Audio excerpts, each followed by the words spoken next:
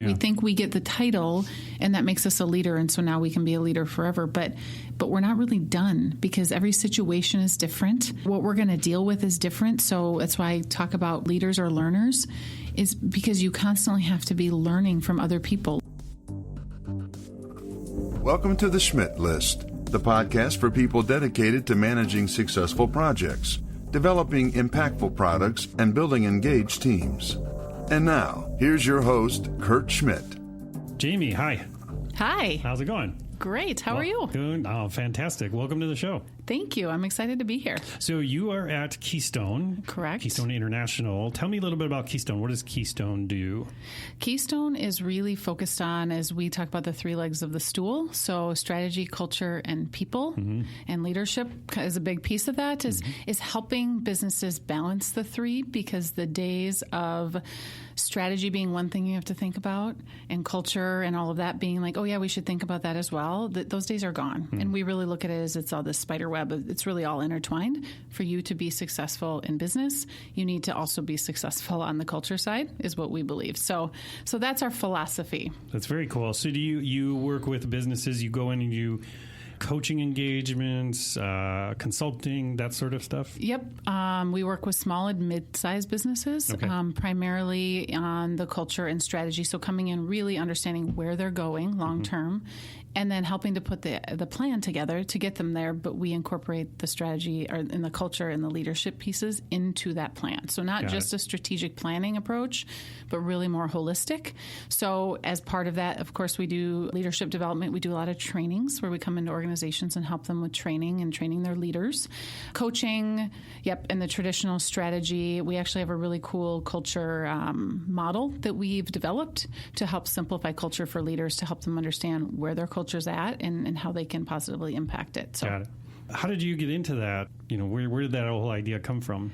So after my escape from corporate America, I have an escape date. That is when It's like an ejector seat. It you is, just yes. have a big red button and you're out. Right. Or you're in prison for a period of time and then, no, just kidding. Right. But after leaving corporate, I was at a very, very large organization and had great strategy experience globally. I was able to live globally, travel quite a bit, and just really experience business from different perspectives. So when I left corporate and knew I wanted to do something on my own and kind of control my own destiny and who I wanted to work with, I decided to take that experience, as I always say, like the Harvard MBA level experience that a big, big business needs, and I wanted to boil it down to something that could help move small and mid-sized businesses forward. So you also do a podcast, right? I do. And it's got a great name. It's like a superpower success. Superpower success. So it feels really weird for me to be sitting on this side of the microphone. I got to be honest with you. Like, wait, who's asking the questions here? Oh, you are. Never mind. That's right. That's right. I'm asking the question. I will ask the questions, Jamie. So the Superpower Success podcast, we started it it's been almost a year and a half now, and it's a labor of love, as you know. But the purpose is that through a lot of our coaching clients and a lot of the leaders that we worked with, is I started to see this kind of where they were comparing themselves, whether it's on social media and LinkedIn and what other people are doing and accomplishing. And I wanted them to understand that we all have those unique superpowers that are us. Just own them, right? Don't be ashamed of them. They are what they are. And how can we grow in that space versus growing and worrying about what someone else's success looks like? Because otherwise we're setting ourselves up for failure, and we're kind of living in this, comparison is the thief of joy.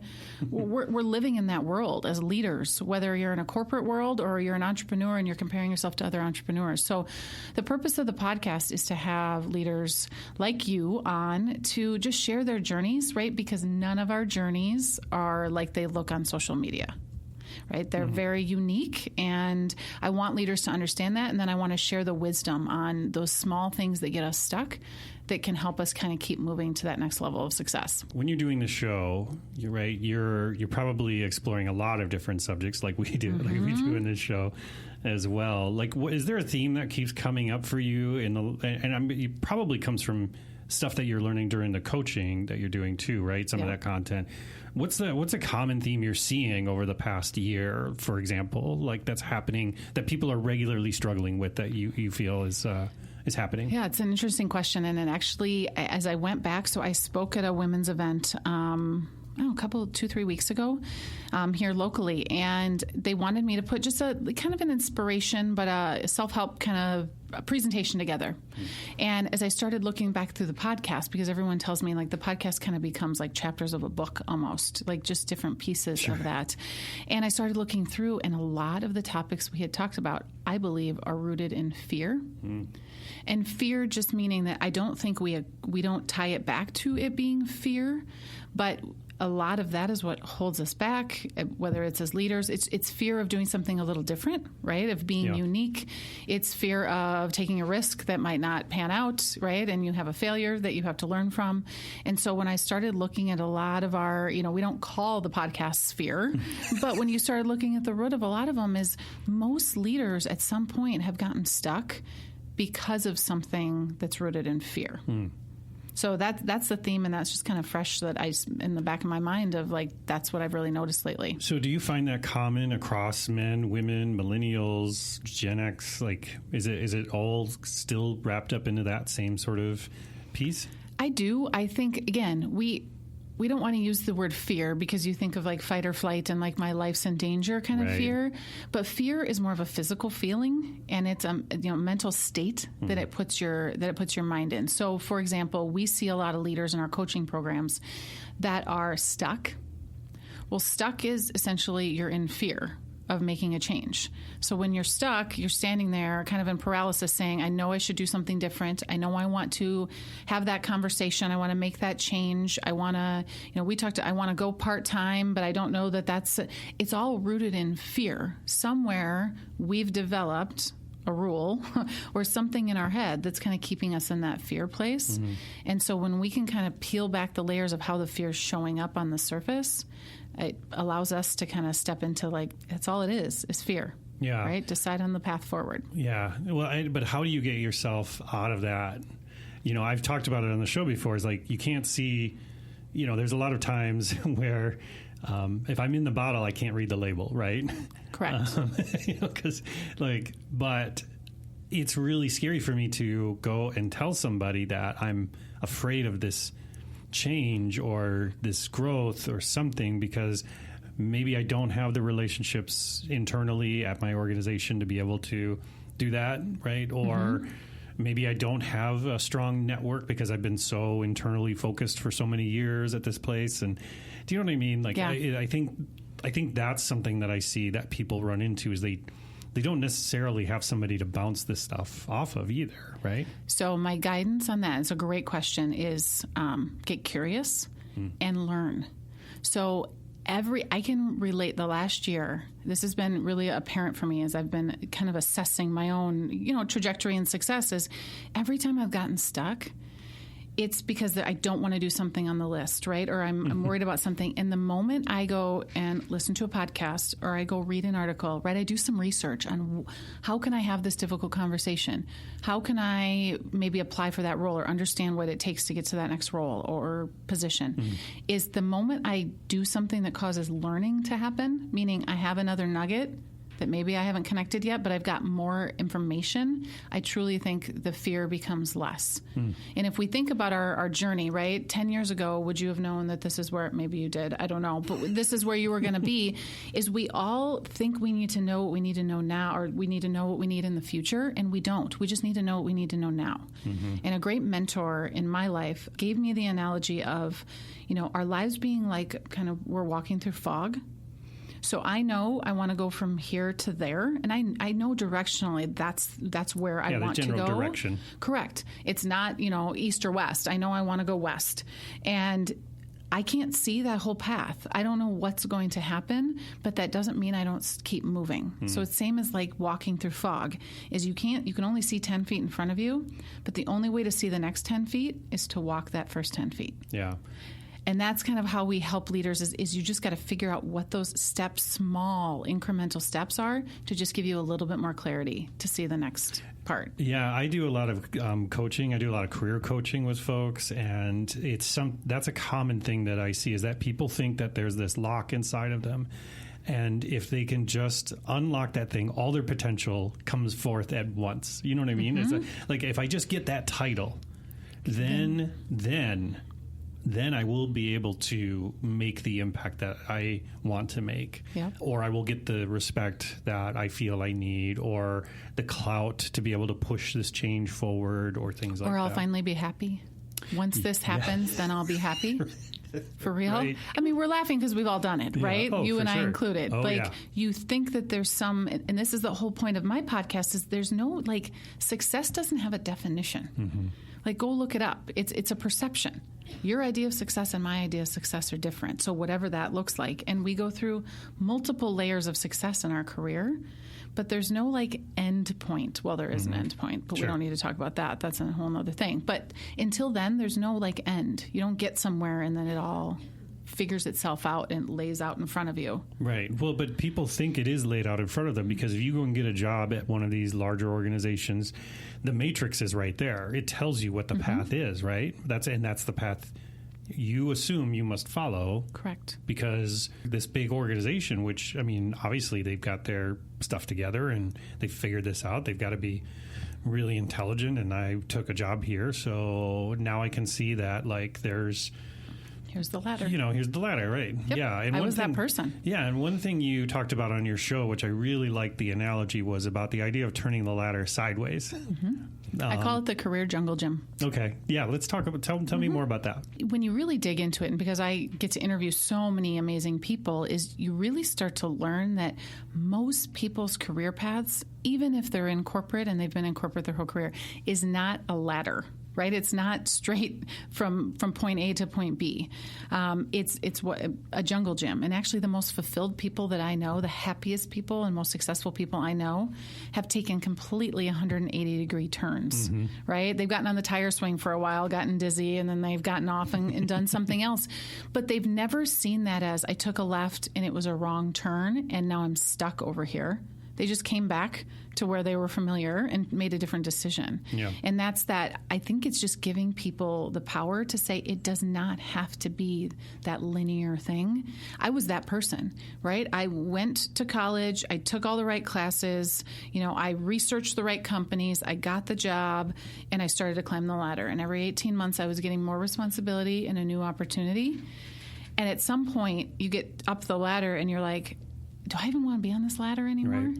That's really so if you've spent all your time, I mean, I have coaching clients that are 25, 30 years into their career that have spent all their time trying to climb that ladder and have gotten 3/4 of the way up and are like, this is not where I want to be. And now I'm up this ladder. Right. What do I do now? What they wish they would have done is on rung 3 of the ladder, taken another opportunity, even within the same company, and done something a little bit different. Yeah. Well, and gotten different experience. It's hard in some organizations because and again, I'm using this with air quotes, going backwards. You can't, you're going up that ladder, and then to back up and then go lateral can sometimes be perceived poorly within an organization, or your boss might think like, oh, you're not the right fit, for this place, right? So what I see happen a lot is people get up to that point, like you said, that 3/4, and then they just kind of burn out, and then they figure out how to do work really well. And I don't mean like actually produce stuff, just how to be at work and work it. But they're unhappy and they're unfulfilled. But again, they can't go to their boss and say, well, I kind of want to back up here. Like, I've been in this position for a year. I don't feel it. I'm not really feeling it. So I kind of want to go back to somewhere where I was before and kind of explore. Like, that's a really hard conversation, Jamie, right? It is. But what I'll tell you is no one else cares more about it than you do. Right? We believe that, like, we're on these paths and that the HR person or our boss or someone else is going to help us do this. We own it ourselves. And there's a reason they call it midlife crisis. But it's real. Yeah. I mean, fundamentally, because people get to that point and they're like, what is my life all about? I'm coming in and I'm doing what I'm supposed to. I'm following the rules. Yes. I'm getting a good steady paycheck. But I'm not doing anything that feels like it's fulfilling me. I'm just fulfilling something that somebody else needs. Right. And so what should I do if I'm in that situation, right? So obviously I'm thinking about leaving the company. That's one thing I'm thinking about. The other is I'm thinking about staying. Or maybe even I'm thinking about going off on my own or whatever, right? Where should I start having that conversation with myself internally, and like what tactics should I be doing to figure out which path should I be taking? Is the grass actually greener, or is it just a different shade of green? Yep. So my initial reaction is get a coach. And I truly mean this. And it's not because you coach and because I coach. I have a coach. Right? I'm the CEO of an organization. I have a coach. I truly believe at certain points in your career, not forever, everyone needs a coach. And the reason being is your spouse, the people that work with you closest, your mom, your sister, your best friend, they're great people, but they're not necessarily the people that are going to help you get unstuck from something like this, because they're looking at your life and your world from a different risk tolerance, right? So they want the best for you, but they aren't going to be the people that are going to push you to ask you the right questions on what do you actually want to do. So we talk about a concept of evaluate your tribe, and it really is the 5 people that you spend the most time with, and making sure you have those people around you. That one is an accountability partner. One's the one you call when your boss really pissed you off today and you just want to scream, right? Yeah, sure. And have a glass of wine. One's the one that's going to talk you back from the ledge and say, like, let's look at this from a different perspective. Like, you need to have those different people. And when we take people through that and they actually do an inventory of who they have around, they usually have gaps. Oh, sure. In a lot of those areas. So for me, that's where I would start is helping them understand who do you have that's not in it with you, right? All day, every day, but they can give you a different perspective. Find a coach, find a mentor, right? Someone that's going to actually sponsor you and help you think differently kind of in your trajectory of success. So that's my initial response. But I also go back to the learning. I still think learning is power. And so, for example, I just met with a young woman, and I just met with her, and she was talking about, right, she's 5 years into her career, and she's at a great place, and she's excited, but she's bringing up all these ideas, and they're kind of like, yeah, we just need you to do this, right? All of us have experienced that. Sure. Like what's stamped on your forehead, what we hired you to do, just please stay in that. Yep. And I started just asking her a few questions about what she really wants to do, and what's not titles and positions and a job posting, but like what she really wants to do. And 30 minutes later, she's like, I want to go back to what I was doing before. Right? Just it could be with a different company, sure, but she's like, that's 3 years ago was when I was most passionate about what I was doing. That's all it took for her. And now she's got other things she has to figure out, right? We're not solving world peace here, but sometimes someone else, right, that's not in it, that's not in the sucky place with you, can provide you a different perspective, and probably actually have to shift your mindset a little bit to like, okay, I'm seeing a different, it's not as bad as I think, or here's some things that I can do to really go back. Because I even coached her on helping go back to her boss. And I said, what if you pitch your idea that you're telling me about? What if you pitch it as a lateral move? So no change for them, but you want to take a year and go develop this for the organization. And here's why. Put your business case together. Here's why you want to do it. And she was like, I would really love it if they would allow me to do that. And I said, so do it. Yeah. Put that together. And if they don't, then that gives you a different reason to start, making other decisions. Yeah. That might be the kick in the pants you need to make that final decision, right? Correct. Because in your heart of hearts, you're doing the right thing for you. And for the business, because if you believe in it, right, it's the right thing. Yeah. Now, if you work for someone that's just like, no, stay in your lane, then you're probably in the wrong lane. Yeah, because you're probably going to end up in that lane for a very long time. And what most people don't realize is when you stay in that place of like, my boss doesn't know what I do, or, that kind of thing, or doesn't really understand my value, is that you actually erode your own confidence over time to make a change and to do something more impactful, because you start to believe it as well when you stay in that place. So my fear is always people who stay there too long when they need a change. Yeah. So one of the other things I wanted to talk to you about was something that I think I struggled with early on in my career, and I see a lot of folks doing it now, is that this whole idea of leadership, like I get this position, I'm in charge, or I'm leading these people, or I've been doing it for a while and stuff. And, when you first get in there, you get really excited and you start doing all these one-on-ones and doing all this stuff and everything. But the idea of follow through, and this goes back to your idea of why coaching I think is important, is because what I see a lot of people do is they get they get this idea as these leaders, like, I'm going to do this from now on or whatever. And they do it for a little bit. And then because the team isn't like jumping for joy and like carrying them on their, like they're at a concert out the door, that they just kind of like let things fall off. Right. And so over time, you can get looked at as this kind of leader that's like inconsistent. Right. And it's funny because I've talked to people about this before, like with the idea of micromanagement. And, micromanagement is not about somebody who just leans over your shoulder all day long. It's about an inconsistent leader. It's about someone that swoops and poops. It's about someone that, disappears. It like really cares about this thing and then doesn't care about that thing. To me, that's what I consider more of a micromanager, because they're inconsistent. Sometimes they're really in further, and sometimes they're not even present, right? And you don't know what day it's going to be when you come into the office. So in that terms of follow through, like, what would be your advice for, let's say, I've been a leader for maybe a little while, and I've tried some things with my team, and some things work, some things don't.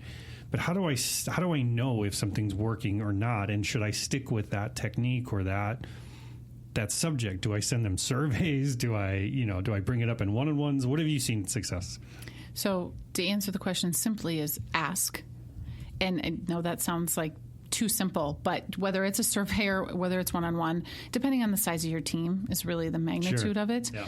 Ask people what they need. Here's my philosophy on leadership, and we do so much work in this, and I love that you asked me this question because I'm trying to change people's perceptions of this, is there's a huge difference between leadership and management, which everybody understands. Because you got the title makes you a manager, meaning the box on the org chart that has other boxes underneath it. Yes. You have to manage, meaning direct and control someone towards a common goal. That's managing. We have to do that for part of our time. Leadership doesn't matter what box you are in the org chart. And I truly believe this, that people can lead from the front, back, and the middle of the room, as we say. So when we talk about leadership, we're talking about the individual contributor that has a great idea and is taking initiative every day, right? And leading, because leadership is about influencing and persuading people to do something greater than they think they can do, right? Or to a different idea. And so getting those two mixed up is management. You have to, if you have direct reports, you have to do that. But when you have direct reports and you're a strong leader, the way you lead them is different than the way you manage them. And everyone, when it comes to leading people, everyone is a snowflake. Right? So what you need from me as a leader and what the next person needs from me is probably different, because it depends on how long I've been in my role, right? What my skill sets are and my confidence level. And so I think there's this misconception as leaders that everyone wants a weekly one-on-one, right? If I just do this consistently with everybody, then I'll be a good leader. And I actually think leadership is when you individualize your approach with your direct reports. If you have a big organization, you need to teach them how to do that. But with your direct reports, if you actually ask them, how often do they want to meet? So that you don't feel like you're micromanaging them. As long as things are getting done, if they want to meet once a month and that's what they need because they've got more experience, then allow that to happen. And I think we've been fooled into this, that there's a one-size-fits-all kind of approach, or we should treat everyone the same because people worry about favoritism or, that kind of stuff. And if you're open with your team and saying, I'm going to let you drive, here's the minimum, but I'm going to let you drive how often you want to meet. Here's going to be our goals when we meet, right? And here's how I'm going to engage with you. And Kurt, I'm going to engage with you a little bit more because I know you need that and you actually want more time with me because you have those people in your organization that want FaceTime. And then there's people who are like, if I don't see you, I'm fine, right? Like they don't need that time. So as a leader, it's really just evaluating your people and asking them, like, what do they want from you? What's most important to them? And then the second piece is, which seems kind of nebulous and woohoo, but is being vulnerable with them. And I think that's you're hearing a lot about it. Brene Brown, and, you're hearing a lot more about vulnerability. We've been talking about this for, I don't know how many years, about as leaders, just being able to be vulnerable with your people and be more connected to them. They're going to tell you what's wrong and when they need something more than if you're managing them. Right? And it's much more structured. So the more structured you are, the less approachable I think you become as a leader. Yeah. So in that ramble, I don't even know if I answered your question, but you absolutely did. But I also want to challenge because I have run into employees and people that don't have goals and they don't have things to say, and they're confused when you ask them, you know? Yeah. And those people, when again, it's like when you have a team that's maybe half more, I don't know, lack of a better word, empathetic, right? They do have goals. They do have things. They've spent time thinking about what they want. And then you have another group that is kind of, they're just there. And if you go in and say, like, what are your goals, or what do you want to be when you grow up, and all this stuff, and they're like, why are we talking about this? I have stuff to do. That's really difficult. It is, to but manage it's our those job. people. Yeah. Right. So that's where it comes down to, like, it's that, or it's the difficult conversation of they're not doing their job and we avoid it. I had someone tell me a story just in the last couple of weeks about a leader that they were working with, and a business that they were working with, where the CEO sent out an email announcing a new CIO without informing the current CIO. And then when the CIO went, and this is a business we would know, and then the CIO tried to get a meeting through the admin of the CEO, and the CEO is traveling, was like, I can't, meet with you right now. And the guy hung around for 2 weeks and eventually left the organization because no one would have the conversation. The CEO couldn't have the conversation with him. And they were on the jet together after this was announced, and he didn't say anything. Like legitimate story. And I know that's an extreme. Sure. But that's not leadership. Because leadership is serving other people, right, and making other people better. That has no part in leadership. I just truly believe there are people at higher levels of organizations that have never been taught what actual leadership is. And so as leaders, we need to be thinking about that. And how do we have difficult conversations? The reason we have a difficult conversation is because it's the best thing for that person and for the organization. Yeah. We're not having it because it's the best thing for us. They suck. Having those tough conversations, one way or the other, right, really suck. And so, but when we avoid them, we allow those people with no goals to hang out. What do you think we're doing to the rest of the organization and the rest of the people that really do want to get better and want to grow? And so, as leaders, if it was easy, right, everybody'd be good at it. Yeah. Not everybody's good at it. And it's in those times that you actually test your leadership chops, I think, when you need to have those conversations. I like that. And because, again, I've been around other leaders that where, they say, like, oh, I want to improve my culture at the organization. I want to improve retention. I want to attract talent and do these things. And then, sitting down with them and saying, well, here's some things that we should be doing, this and that. Oh, no, we can't do that. People quit if we do those types of things. I think what I'm hearing you say is how important it is to be actually intentional with your leadership. Correct. Is that right? Correct. And be intentional, and it's not a one-size-fits-all approach. And the moment something works, the next week you might have to adjust, right, as a leader, because we're never done learning how to be a better leader. Right? Yeah. We think we get the title and that makes us a leader, and so now we can be a leader forever. But we're not really done, because every situation is different, right? What we're going to deal with is different. So that's why I talk about constant, leaders or learners, is because you constantly have to be learning from other people like this, right? And listening in. And one nugget, just take one thing. Right? You don't have to go and be like, oh my gosh, I have so much work to do. Right. We all do. No one came out of the womb knowing how to do this kind of stuff, right? You learned it. Everything in your life you learned. See, there's a stigma around that, because there's a term, you've heard it before, and that person is a natural born leader. Yes. Right? And I feel like it is part of what we deal with in society, is that those are those people. Those are the very charismatic people. Those are the ones that are really tall and square jawed, and you know what I mean? Ken and Barbie. Yeah, exactly. Like, there's this kind of stigma that, like, that's a natural born leader, right? And me, I'm an introvert and I don't whatever, but I have these great ideas and I have this new way we could work to make things and stuff. But why should anybody listen to me? So I'm going to coach you right now. Have you ever had anybody do that on the... No, I'm just kidding. Kind of. Every episode. Right. So when you lead with I'm an introvert, here's what I'll tell you is I truly believe... I agree with the square jaw. Like, Listen, in society, the studies have proven, like, there's different things that can help you get ahead to a certain point. Yeah. But at some point, that stuff doesn't matter anymore. When you say I'm an introvert or you feel this way, that's societal rules telling you that introverts can't be leaders. Really, it's in your head. So we'll fix that. Well, off air, we'll fix that. But in all fairness, right? So I don't have this or I don't have that. That's our whole purpose of our philosophy around leadership is that, but what you do have can make you a really good leader as long as you stay within some guardrails of like, these are things all leaders need to do. Then I want you to do those really authentically. Because the moment you start trying to act like an extrovert, everyone goes, what's wrong with Kurt? Yeah, right? Nobody trusts you anymore because you're trying to act like someone else that that you're like, oh, that's a really good leader. I wish I could be like that. But you won't be a really good leader like that. You'll be a really good leader like you.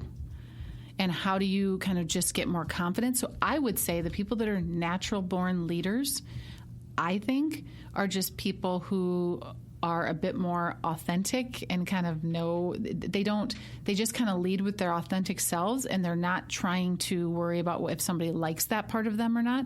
Because there are some people who are natural born leaders who have strong personalities that maybe some people would say I wouldn't necessarily want to work for them, but they are a leader. Right. But other people look at them and go, that's what I want to be. And so, again, there's no definition of that. It's perception. Right. It's whatever story you told yourself, right? Correct. And mindset is 90%. Of us and us getting stuck, right? In those societal, like, I'm supposed to fit in this diversity all across the board, right? Our thought and our, personalities is we get stuck in that. And then we think that we don't look like that or we don't behave like that. And so we can't be a leader. And I really disagree with that. And so in order for me to change my mindset, I think it goes back to what you were saying about who you're surrounding yourself with, Correct. right? I think that's a big part of it, right? Is that if you're not, again, go back to the word intentional about this, right? Because it's, again, like I've had people come up to me and say, like, well, I want to get better at this. I want to get better at this. And it's like, okay, do these things. And they're like, oh, those things are hard. Like those things, like, I don't have the time for that, or, this and that. And I'm like, okay, well then are you just venting then? Because it doesn't sound like you actually want to do something. And if you're just venting, that's okay. Yep. You need that as well. You do. So, but I'm not going to actually take any action here around what you're telling me. Just so you know, we're very clear. Like, I'm not going to take what you're telling me and then go do something with it, because what I'm hearing is that you're just in your own way right now, and maybe at some point you can get out of your own way. But you need someone to shift your paradigm to do that. Right. And I've said it on the show ad nauseum, right? Like, there's two kinds of people in the world. There's people who have a coach, and then people who don't know they need a coach. Right? I haven't used that, but I'm going to use that. I like it. As you're talking, it's also bringing up another kind of tool or approach that we use when leaders kind of feel like they're stuck with that, right? They can't get through to them. Why do I feel like I'm beating my head against a brick wall? Is change your questions. And it's, again, simple. We're all about simple at Keystone. This doesn't need to be rocket science, but it's not simple. easy to, yes, but we use a degrees of strength approach to questions. And so there's actually kind of science that proves that when you ask, like, something doesn't go well, right, or we have a mishap, just a failure or something with a customer, let's say, and you go to that person and say, what the heck happened? I want you to go figure out what happened and let me know by the end of the day or by tomorrow or whatever, because that can't happen again, right? The moment you ask that question in the language you use, you send them into the past, right? So I turned them around, sent them into past to go rifle through just something that was already bad enough, and I've got their head in the past. Versus if I ask a question on what can we learn from this? Clearly we all understand that was not a good thing that happened. What can we learn from this, and what needs to change in our environment so this doesn't happen again? We keep them looking forward, but we still solve for the past. And so that's just an example of degrees of strength questions versus degrees of weakness. It's the same thing with our people, is what kind of questions are we asking them?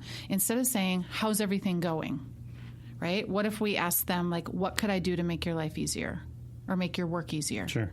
Right? What's the biggest thing? What's working and not working right now in our environment, do you think? They're forced to give you other things, and they're forced to think. So questioning is actually forcing someone to think about it. Like, I've never thought about it that way. Oftentimes we haven't, because we have one kind of view of the world. And unless someone puts another pair of glasses on us, we then see things that we didn't see before. So I like to use the idea of just asking different questions. And for anybody, I will give contact information at the end. We've got a great list of questions that we can send you on, like, these are just great things to use in my 101s to just spur a little bit more conversation. And the good side benefit is they work with your kids too. I've done the same. How was their school day? Instead, I'm like, what's the best thing that happened today? And they have to give me something before I'll let them go. Right? Or it's just, it's questioning. So. Yeah, I like that. I think it's really important about how you really take a moment to understand how you're communicating, right? I do it in almost all my talks, speaking events, and people listening to the show will be sick of me talking about this again. But, it's like why I hate the word feedback and why I hate it, because feedback is something past tense. It's not, just like you said, it's something that already happened. I can't do anything about. So I'm 90% motivated to respond defensively because I can't change the past, right? And so to that point, like, that's when I learned, like, I'm not going to give you feedback on these things. I'm just going to start giving advice on things. Mm-hmm. And here's how I would approach some of these things, and have a conversation around that, and making it less about you and more about the actual thing. Then I get a less defensive person, somebody who's a little bit more open to feedback and growth, and hopefully better understanding my expectations. Yep. Right. But again, people are people, and that's why that's why leadership is hard. Yeah, and it's a lifelong journey, really. Yes. Right? It's something that you can only ever try to be great at. You'll never really get there. You just have to keep trying, right? Correct. Yeah, makes sense. All right, Jamie. Well, I want to thank you for coming on the show. So if I want to know more about coaching and what it's like to work with Jamie and her crew, where should I find out more info? Lots of places. So for people listening, I'd love to connect on LinkedIn. It's Jamie, Jaime, Taets, Taets. And just let me know, right? I get a lot of LinkedIn connections. Let me know you listen to this and you just want to have further dialogue. Totally. We also produce a lot of information. Keystone Group International on LinkedIn, Facebook, Insta. Good stuff. All those places. So you can just good stuff to lift you up day in and day out. And then everything else is on our websites. Probably the easiest place is KeystoneGroupIntl.com. That's probably the best spot for people to connect with us. But we'd love to continue the dialogue. We have a lot of great events that we do too. And I want to plug the podcast because it's just like this. It's that thing you do while you're driving, you're running, whatever it is that you do. You need those things to just kind of shift your paradigm. I love the conversations you have on that show. I feel like we have a kinship in a way there, because it's really what I love about that you're talking about the emotional labor and the emotional intelligence that really goes into leadership that you talk a lot about. So I really enjoy Superpower. I love that name. Superpower Success. Check it out. Success. It's great. Well, Jamie, thanks again. I really appreciate you taking the time. Thanks for having me. Thank you for listening to The Schmidt List. If you want to learn more about how Foundry accelerates innovation, check out foundrymakes.com. And if you'd like me to speak about establishing a growth mindset at your conference or with your team, drop me a note at kurt@foundrymakes.com. Oh, and the next time you're on the internet, head to iTunes and leave the show a review. If you enjoyed this episode, please share it with a friend, because sharing is caring. I truly appreciate you taking the time to listen to the show, and I hope you have a fantastic week.